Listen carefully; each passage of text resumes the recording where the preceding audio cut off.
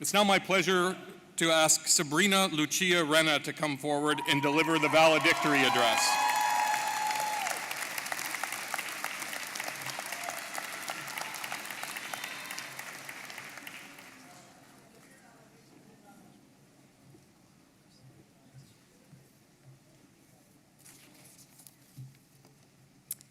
Good afternoon, Mr. Vice Chancellor, members of Convocation, honored guests, and the class of 2019. Today is the culmination of a journey, and all great achievements demand a reflection on how they came to be. For most, this degree was not without challenge or adversity. There was that midterm, the one for which it was our best intention to be prepared for, but be it the force of a willed professor or simple procrastination, it went badly awry. That midterm taught us that failure is only but a transient state. It was in the recovery from that midterm we realized the strength we were unaware we had, and we fortified our own resilience. There were those late nights, the ones that taught us that knowledge is gained only through the commitment of one's time. Sometimes time we may have once called sleep. Then there was that assignment. You guys know this assignment. The complete by whatever means necessary, but still completely viable under Policy 71 kind of assignment. It may have required all or a combination of office hours, YouTube tutorials, countless Google queries, or private tutoring via your more accomplished friend. That assignment taught us how to learn and how to defiantly challenge the discomfort of our own ignorance. But that assignment also taught us humility, that we do not know it all, that we will never know it all, and that we are stronger in community. We've been here for 5 years, a half-decade, and the world has changed significantly since we started. JobMine has become Waterloo Works, uWaterloo believes in snow days now.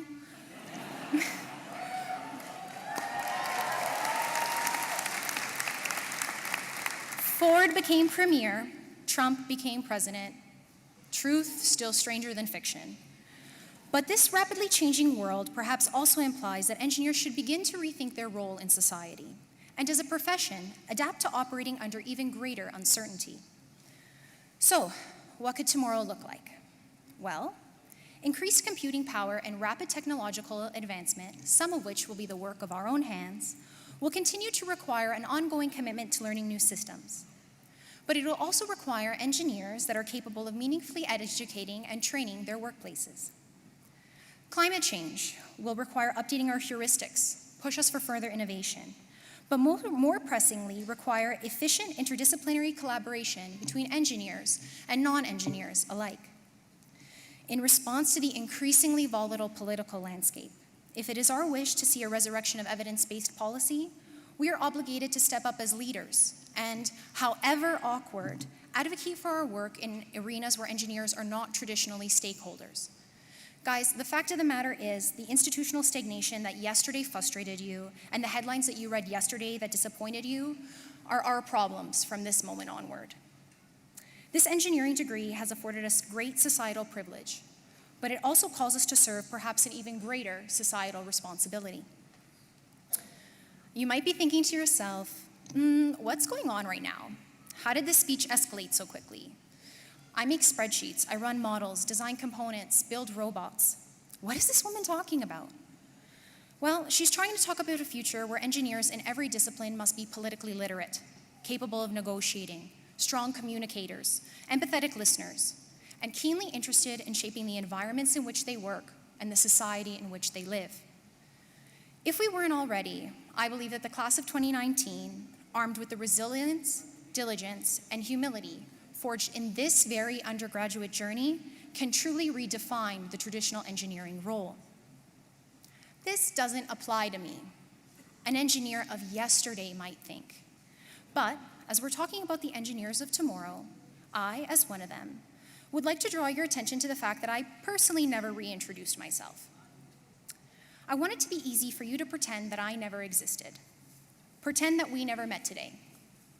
Pretend. Because 40% of women like me leave STEM jobs after starting families, citing inequitable compensation, inflexible work environments, the lack of recognition, and inadequate opportunities for advancement. So, to my female colleagues, I hope that you forever remember today's triumph, that you know you earned your seat in this auditorium, at any desk in any workplace, and in every meeting room. Although I cannot shield you personally from the friction you may experience, I want to remind you that the profession will only change with you in it, and that we are all better represented when you share how you see the world through your eyes.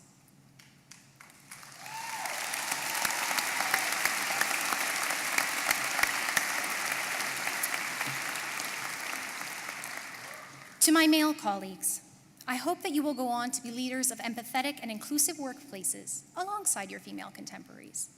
I want to emphasize that the male perspective is presently and will always be integral to a truly equitable society. Female engineers come in peace. Today, it was my intention to present the case to reassess the role of the engineer in 2019. And in my 5 minutes of pseudo-anonymous fame, I regret that I was only able to illustrate one societal imbalance that is easily and tangibly within our power to change, that of gender in our workplace. But, like many an annoying textbook, I leave the most challenging part as an exercise for you. We, 2019's engineers, are left to identify the imbalances that exist within our fields of influence.